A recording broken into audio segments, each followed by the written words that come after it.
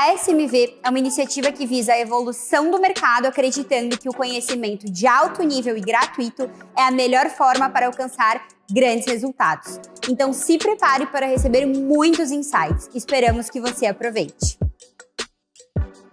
Fala pessoal, sejam muito bem-vindos à SMV Brasil, conteúdo online gratuito para o seu segmento. Estamos realizando aqui a SMV Varejo. E hoje a gente vai bater um papo sobre estratégias de vendas para e-commerce. E hoje quem vai bater esse papo comigo é o Janus Artusi, ele é Head de E-commerce da Samsung. Então Janus, vi aqui que você já está há 7 anos na Samsung, passou pela Microsoft, Vivo, BlackBerry, então uma bela experiência, uma bela bagagem. Vou pedir para você se apresentar aqui para a galera e a gente já entra nas perguntas. Seja muito bem-vindo. Obrigado, pessoal. Obrigado pelo convite, Bruno. Obrigado a todos por estarem me assistindo, acompanhando. Eu tenho uma experiência em telco, né? Eu comecei a minha carreira em telco, na Claro, eu posteriormente fui para a Vivo. Da Vivo fui para a indústria, ainda em telco, né? Tem BlackBerry, Microsoft e agora Samsung.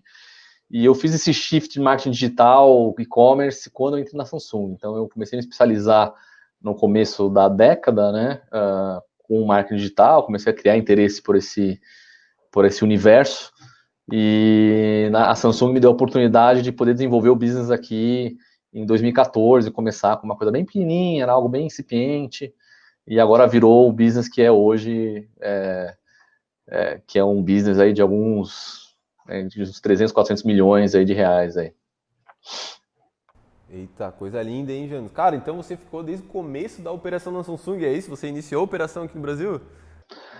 Não havia e-commerce, a Samsung tinha apenas um site institucional, que era um showroom, e mesmo todo relacionamento com os varejistas.com era muito amador, né? Não havia uma pessoa que cuidava desse relacionamento, de olhar um pouco a UX dos varejistas, ver se eles seguiam algum tipo de guide, ou a gente fornecia algum guide de execução para esses caras. Era muito assim, pegou, coloca no site, vende, né? Uhum. Era uma coisa muito no automático, né? Então, eu peguei a coisa bem incipiente aqui, lá em 2014. Bem legal, então o papo vai ser massa. Então, antes de começar as perguntas, eu gosto de dar um contexto. Lógico, a gente vai falar sobre estratégias de vendas para e-commerce, mas é impossível falar de vendas em e-commerce e não falar de marketing digital. É praticamente muito interligado. Então, e ainda mais em todo esse período de pandemia, né, Janus? A gente viu um crescimento absurdo das vendas online nos e-commerce e junto a esse aumento a gente viu também a criação dessas lojas online. Então, aquela loja física, aquele varejo físico migrando para o digital e um impacto que isso teve aqui na SMV, que a gente chegou a ter 7 mil inscritos, onde esses leads eles se identificavam como eles estavam ou iniciando uma loja online ou estavam começando as operações, né? Então é um dado bem interessante aqui para a gente da SMV. Então já indo para a primeira pergunta, né, quem ainda não estava ambientalizado com esse universo de e-commerce, quais são as dicas que você consegue passar para essa galera o que o e-commerce precisa ter para ele galgar aí as escadas do sucesso e ir crescendo aos poucos durante todo esse novo mundo que a gente está vivendo? Olha, é bem difícil você resumir isso em poucos minutos aí numa resposta. Claro. Mas se eu puder dar uma visão macro, eu acho que você precisa ter, quando você tem o seu e-commerce, você precisa ter um entendimento da jornada do consumidor, tá? E quando você discute um pouco o e-commerce está muito atrelado ao marketing digital, sim, estão de mãos dadas, né? Então, se você não tem um entendimento da jornada do consumidor, de como você vai fazer, primeiramente, que o teu produto seja conhecido, né? Que as pessoas saibam que ele exista. Depois, entender um pouco quais são os benefícios que esse seu produto entrega. E depois, no final do funil, como é que você vai mostrar os benefícios de preço, oferta, promoção. E o last mile, né? Aí já fugindo um pouquinho do marketing digital, trabalhando um pouco a parte de last mile, de logística, pós-venda, toda essa parte que é bem delicada, né? Principalmente tratando num país continental que é o Brasil, que você precisa realmente ter um OMS, um WMS, né?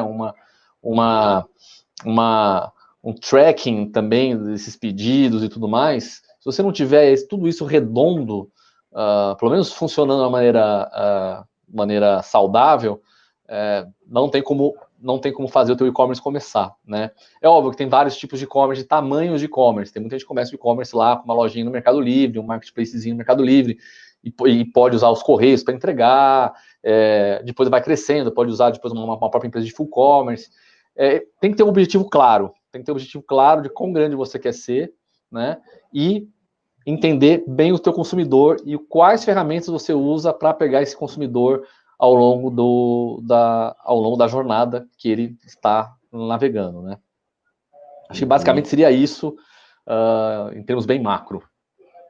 Bem legal. Realmente, Janos, a gente tem aqui desde o pequeno empreendedor até grandes varejistas aqui dentro. Então, você falou de duas coisas, que eu até fugindo um pouco do script agora, você falou de uma estratégia de lançamento do produto, né, para o consumidor conhecer, e também falou sobre, né, como levar ele até a sua loja. Então, falou de preços, na verdade. Numa estratégia de lançamento de produto, o que precisa consistir aí dentro da Samsung? Quais são os critérios que tu avalia onde? Tipo, essa estratégia de lançamento do meu produto aqui está fina, está redonda, pode ir pro ar. Bom, quando a gente olha de estratégia de lançamento de produto, uma empresa como uma Samsung, ela, obviamente, a marca já é muito conhecida. Você fala, pô, então é fácil, né? Você pode falar assim, pô, não, é fácil, porque todo mundo sabe que é a Samsung, né? Só que a Samsung tem milhões de produtos, né? Milhões de SKUs, né? Então a gente acaba sofrendo a mesma coisa que talvez um pequeno empreendedor esteja sofrendo. Porque a gente quer lançar um produto, ok, um smartphone, mas a gente precisa dizer para esse consumidor, olha, esse smartphone existe, está no mercado. Então, é a mesma coisa que aquele pequeno, médio empreendedor, ele fala, olha, meu produto existe, está no mercado, né? Então, você precisa trabalhar bem esses veículos. Primeiro, você precisa ter realmente, se saber exatamente quais são quais são os diferenciais desse produto, né? Então, eu preciso entender muito e como eu vou comunicar esse produto para o meu público-alvo, né?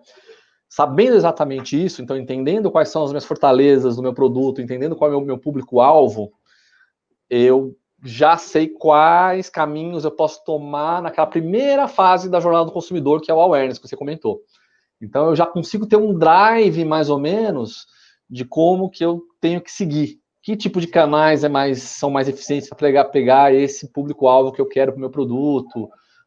Ele é um Gen Z, ele é um Millennium, ele talvez é um Gen X, né? Uma geração X, que é um cara talvez mais maduro, porque o produto é um pouco mais caro, talvez ele tenha um poder aquisitivo maior, ou não. Então, a gente sabe que a coisa está redonda para poder lançar quando a gente tem essas informações em mão, né? A gente tem exatamente qual é o caminho a ser seguido para não errar na fase de awareness, porque a fase de awareness é a fase mais cara, né? Todo mundo sabe disso, que a fase de awareness, e muitos pequenos e médios sofrem muito nessa fase, né? E tentam sempre achar maneiras aí, e realmente o dinheiro vai embora mesmo, né? Então, se a gente não tem isso claro, não dá para começar nada, né? E além de ser a parte mais cara, uma coisa que eu enxergo muito é que às vezes os pequenos e médios não executam, né, essa parte do awareness. Já bota para o ar aí, começa a rodar, é campanha de venda direta e acaba esquecendo de um passinho antes, né? Então isso é... Exato, e eles não entendem porque a coisa não está indo, né? É muito interessante isso. Eu já vi alguns casos aí que eu acompanhei como professor de dar assessoria a pequenas empresas que estão começando e realmente de abrir a mente desse pessoal de, poxa, olha, a gente precisa seguir um caminho um pouco diferente do que você está seguindo, que você está focando muito no final do funil aqui e não vai dar certo, né? Por isso que você não está conseguindo o resultado que você quer. Bem legal.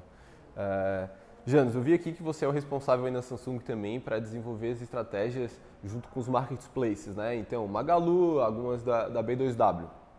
Eu queria entender que outra coisa que eu escuto muito é: não vou botar meu produto ali no Magalu, não vou botar meu produto lá no Mercado Livre porque come a minha margem e eu acabo lucrando menos. Eu queria entender como que vocês trabalham essa estratégia, no que ela consiste e como é que tu enxerga? Não, agora sim, essa estratégia aqui está redonda e está bom para os dois lados. Como é que vocês trabalham isso? Na verdade, aqui eu sou responsável, além dos marketplaces, eu também sou responsável também pelo 1P desses caras, tá? De entender como é que eu faço a venda do meu produto que está exatamente lá no estoque do varejista, né?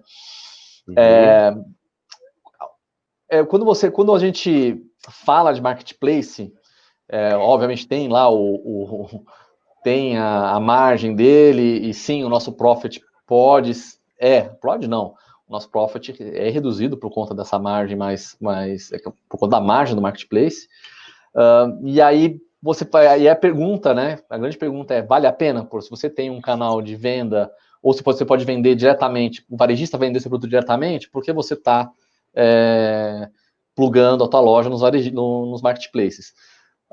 É uma questão de capilaridade, então você conseguir ter realmente uma capilaridade, então você estar em mais lugares ao mesmo tempo, então pegar uma maior base, talvez, de consumidores que você talvez não esteja alcançando, né? Por mais que meu produto não seja long tail, que aí faz sentido mesmo você ter estar no marketplace por ter um produto long tail, faz sentido para ter essa capilaridade, e também é muito quando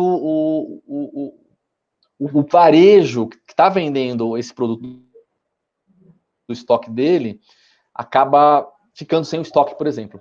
Isso já acontece, tá lá naquela pegada, vendendo um produto específico, acaba o estoque, eu tenho aqui da minha loja o estoque para fornecer para esse varejista. Então, todo aquele flow, todo aquele fluxo de consumidores que estavam entrando no varejista, e que, se eu não tivesse lá com a minha loja, eles vão encontrar um stock out do meu produto e talvez comprassem um produto da concorrência, eu consigo suprir e vender o produto da minha loja.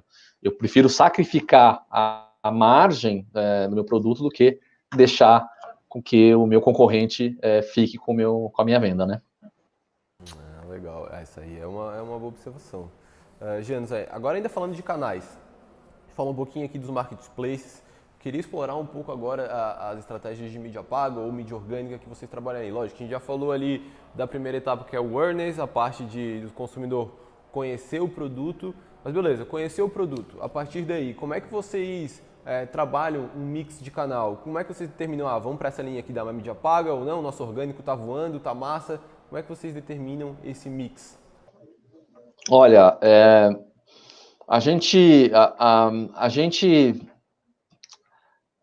tenta forçar mais quando o produto não está indexado, tá? Então, aí esse mix é quase 100% pago, né?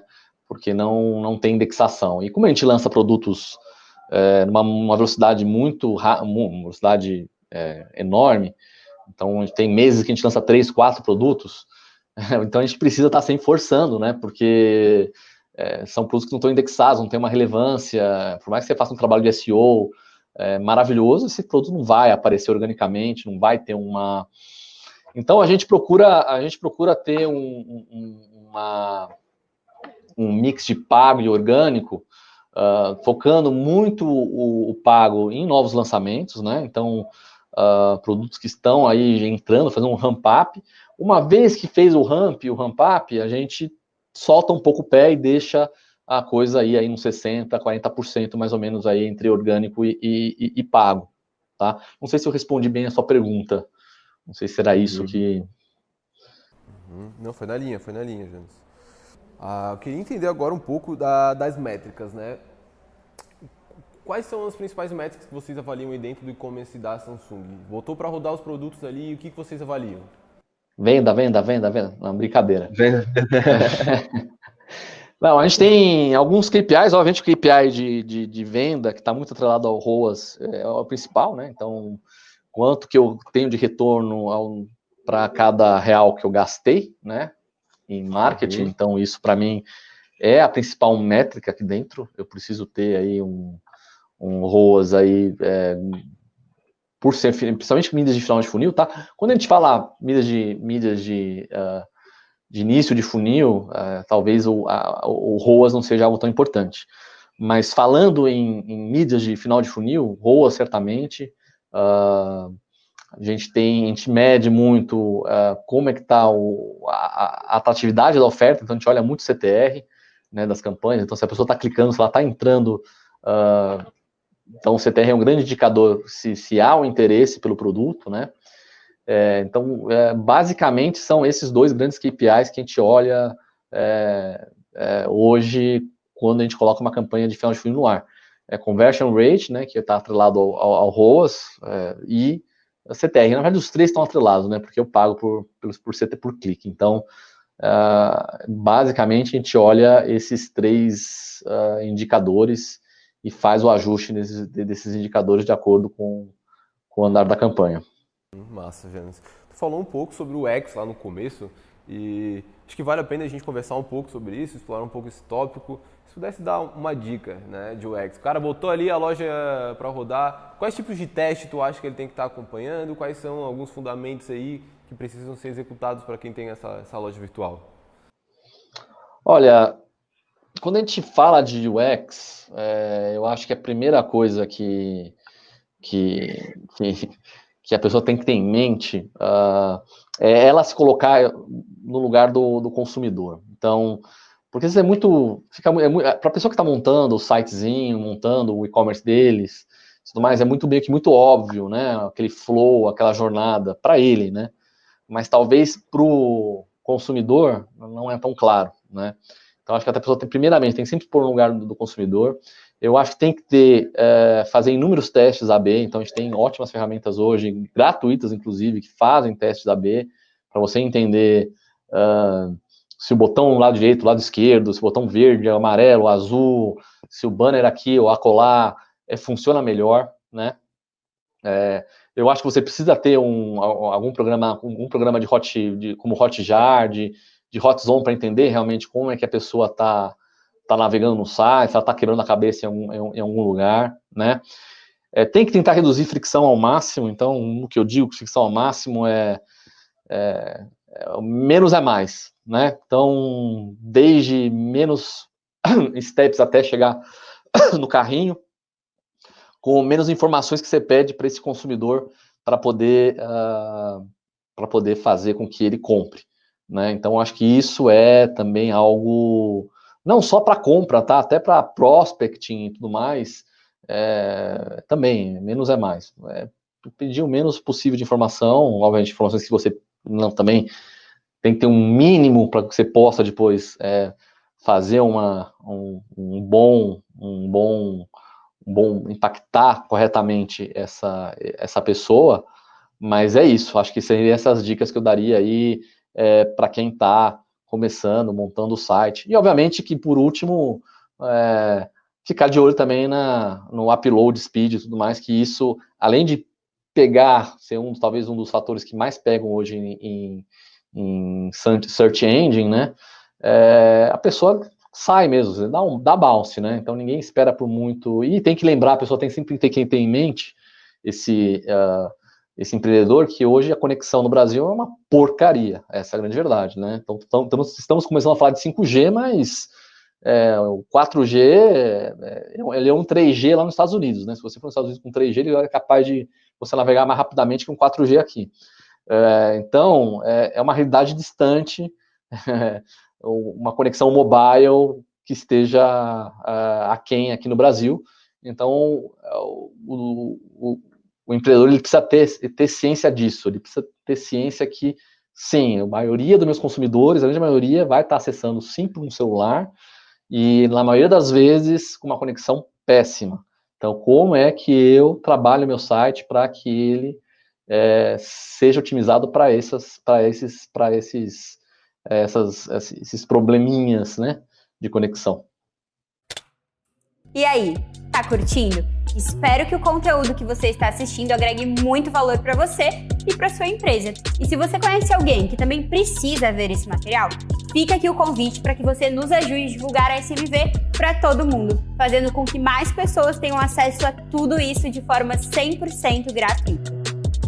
Mas, cara, uma coisa que engraçado que eu tinha separado aqui também em relação à importância do mobile hoje para os e-commerces. Então, tu já falou um pouco sobre isso, né? Falou sobre como os e-commerces têm que estar antenados de como melhorar a experiência do usuário dentro do mobile. Queria entender, tipo, dicas de como melhorar. Eu tenho algumas ideias aqui de coisas que eu opero aqui na Clint, na SMV, mas eu queria te ouvir antes, né? Ferramentas, aonde procurar, como que eu otimizo o meu site no mobile? Tá. Bom, primeiramente, você precisa ter o teu site precisa ser leve, né? Então, você precisa otimizar, você precisa entender realmente o que você precisa colocar nesse seu site, o que tipo de informação, aí de novo, menos é mais, né? Se você entrar uma informação, obviamente, que o consumidor entenda, que faça a venda. Então, muito mais de ferramentas é como você constrói esse site, né? Então, com imagens leves, vídeos talvez embedados no YouTube, coisas que realmente não sobrecarreguem o teu site, tá? Acho que esse é o primeiro passo.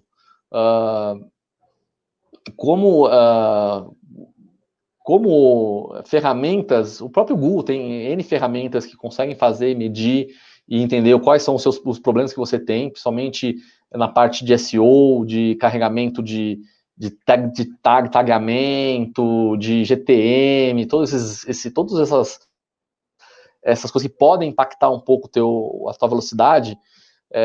Existem ferramentas que conseguem analisar isso e entender o que você... aonde é que o bicho está pegando, né? Eu acho que com boa prática, você ter realmente, além de ter um site leve, com fotos leves e tudo mais, você tentar colocar o menos possível de script no teu site, né? Tem que ter as tags, óbvio, tem que ter, mas tente manter o mínimo possível, porque tem sempre aquele site que gosta de... não é site, é agência, né? A agência adora colocar tag de tudo, né?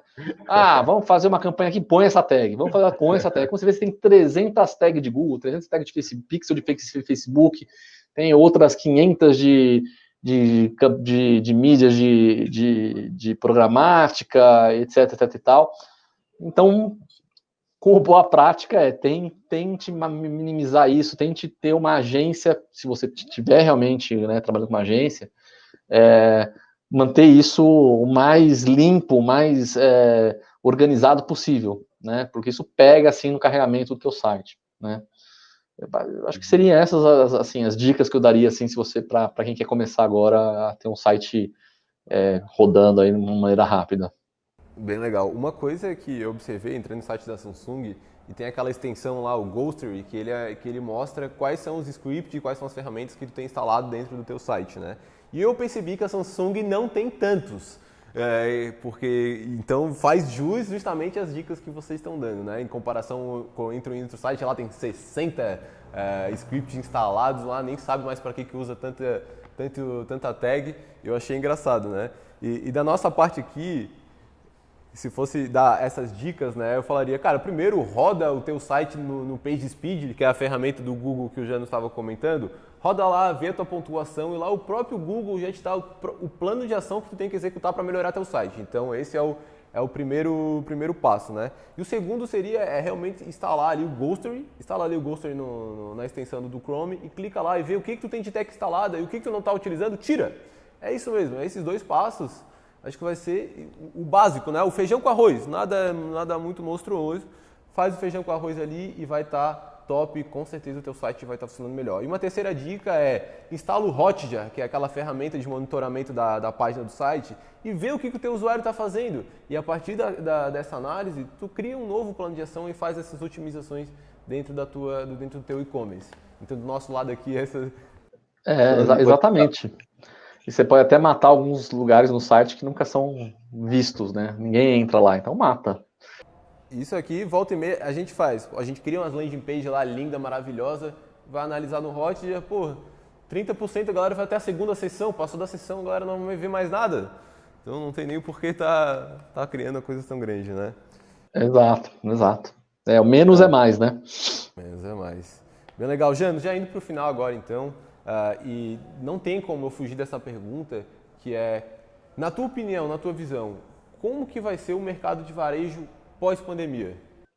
Olha, é uma boa pergunta. Eu acho que a gente já tem alguns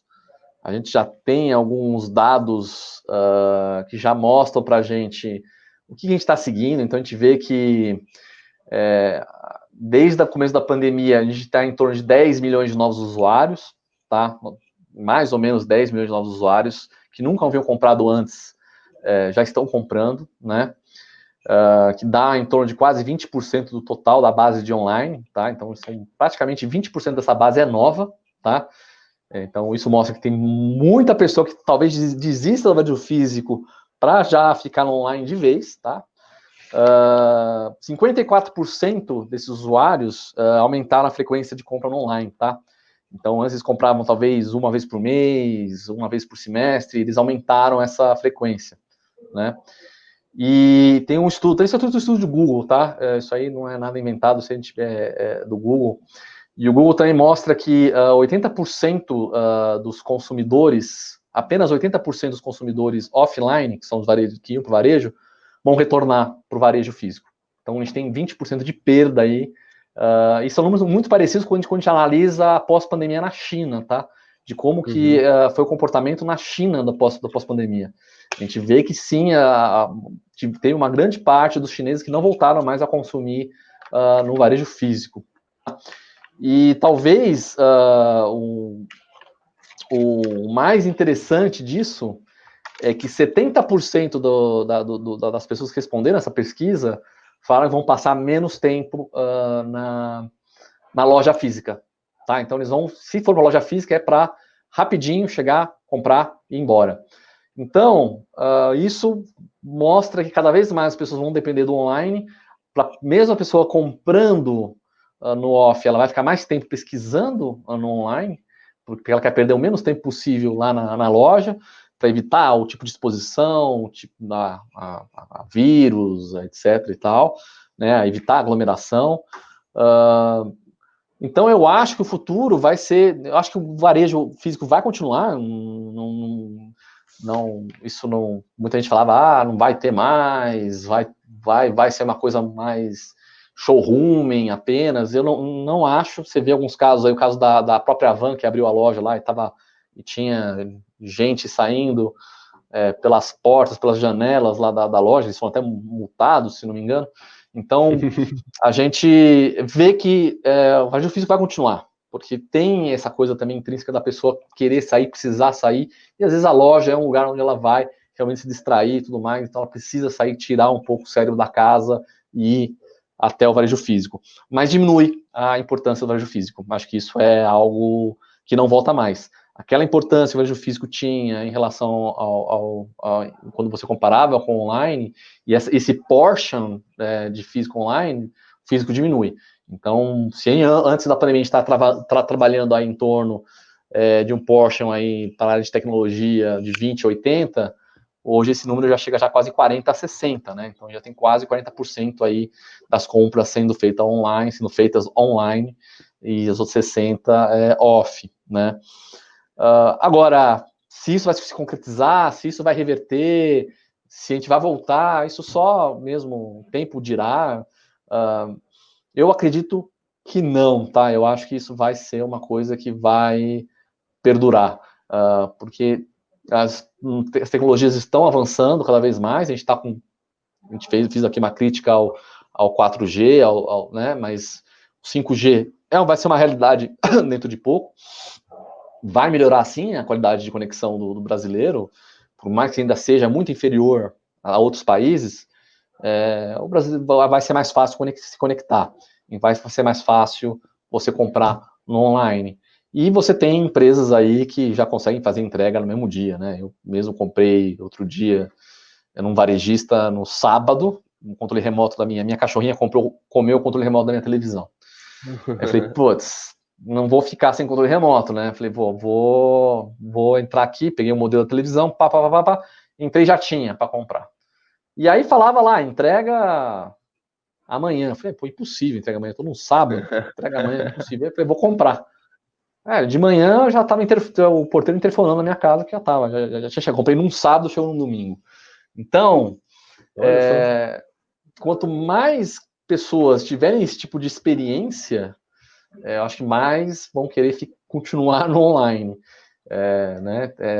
Então, cada vez mais o online vai seduzir por esse tipo de facilidade, por esse tipo de comodidade, né? Bem legal, aqueles momentos que tu não espera, né, Janus? Algo que, pô, não, eu duvido chegar no domingo e pá, chegou. Olha só, muito curioso. Muito não, curioso. Eu tenho casos do mesmo dia, tá? Eu tenho casos do mesmo dia de compra de manhã e o produto chegar às 3, 4 da tarde. Então, caraca, bem legal. Uma coisa... é impressionante. Muito curioso que tu falou, eu concordo 100% com a tua visão, né? A gente está vendo que vai ter uma inversão do Pareto, né? Então, se antes o consumo era 20% só no digital, eu acredito que vai se tornar 80% no digital. Reforçando, né, os pilares que você falou, a tecnologia, eu acredito muito também na mudança de geração que a gente está ocorrendo agora e a introdução da geração mais velha dentro do digital. Então, eu realmente acredito que vai ter essa inversão mesmo do Pareto de consumo.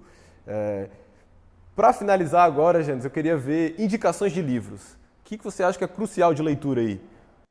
Bom, eu sempre falo em todos os papos que eu tenho com o mercado, com clientes, fornecedores, ou quando eu dou aula e tudo mais,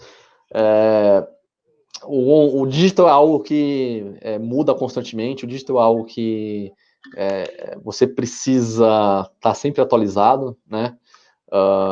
Se você ficar 6 meses aí sem se atualizar, você é um dinossauro, porque tudo muda, é impressionante a velocidade das coisas. E digo mais, eu falo, poxa, quando o pessoal me perguntar, olha, você que sabe, entende bem de digital, de e-commerce e tal, eu falo, olha, eu não entendo nada, tá? Eu não entendo nada de digital, nada de e-commerce, porque é tão amplo, você tem uma quantidade de ferramentas, uma quantidade de coisas que estão acontecendo, que se alguém chegar para mim e falar assim, olha, eu sei de tudo de digital, eu sei tudo de e-commerce, eu sou um guru, eu falo, você é um mentiroso, né? Eu acho que nem o Zuckerberg, nem os Bezos, nem esses caras, de fato, têm esse domínio completo do e-commerce, do digital, né?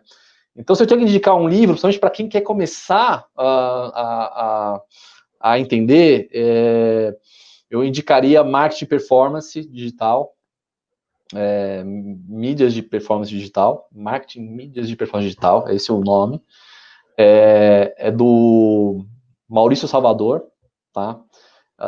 E ele é um livro que ele aborda todos os temas que uma pessoa hoje começando no digital, seja como um marqueteiro digital, seja começando no mundo do e-commerce, tem que ler, tá? Eu acho que é uma leitura, é um must que você precisa ler. Muito bom, esse eu não li ainda, hein? Isso aí tá anotado, vou botar na minha cabeceira e vou matar esse livro. Pessoal, a gente falou aqui com o Janus, ele, além de toda essa bagagem da Samsung, ele foi eleito ano passado top 10 entre os profissionais de e-commerce pela ABCom, professor na Kun School, então, cara, Janus, muito obrigado pelo papo aqui, eu agradecer bastante, foi muito legal, muitas dicas boas. E agora, para finalizar, uma reflexão, uma consideração, uma mensagem final aqui para nossa audiência. Tá contigo aí, passa a tua mensagem final. Primeiramente, queria agradecer o convite. Muito obrigado, pessoal da SMV. A todos que estão assistindo novamente, agradeço. Consideração final, apesar de... Eu acho que toda dificuldade traz uma oportunidade. Então, muita gente se viu aí, em 2020, se viu realmente numa enrascada. Muita gente se viu de uma maneira que não sabia, e não sabe ainda, talvez não saiba ainda como reverter, porque realmente foi algo que essa pandemia nos pegou de surpresa, né? 2020 não foi um ano fácil, não está sendo, não terminou ainda, então não está sendo um ano fácil, mas eu acho que a gente pode tirar de tudo isso que existem oportunidades, né? Pode falar, é muito fácil para o Janus falar que para ele muito existem oportunidades, afinal todo o pessoal que estava no meio do digital acabou surfando essa onda da pandemia, né? Mas nunca é tarde para aprender, nunca é tarde para absorver informações, nunca é tarde para você se reciclar e recomeçar, né? Então, eu acho que se eu tenho que dar algum recado para todo mundo recomeçar faz parte da vida, tudo é cíclico nessa vida, tudo tem um começo, meio e fim, e se para algumas pessoas realmente essa pandemia representou um fim, tem um recomeço aí logo na esquina. É isso que eu queria dizer. Caraca, muito bonito, Janus. Cara, muito obrigado. Vou pedir pro Renan colocar aí as redes sociais dele, Renan, o site da Samsung aí pra gente, por favor. Coisa linda. Janus, obrigado novamente, vamos que vamos. Pessoal, muito obrigado também, até uma próxima palestra. É nóis, valeu, tchau, tchau. Espero que o conteúdo que você acaba de assistir aqui agregue muito valor para você e também para sua empresa. E se você conhece alguém que também precisa ver esse material, fica aqui o convite para que você nos ajude a divulgar a SMV para todo mundo, fazendo com que mais pessoas tenham acesso a esse conteúdo 100% gratuito.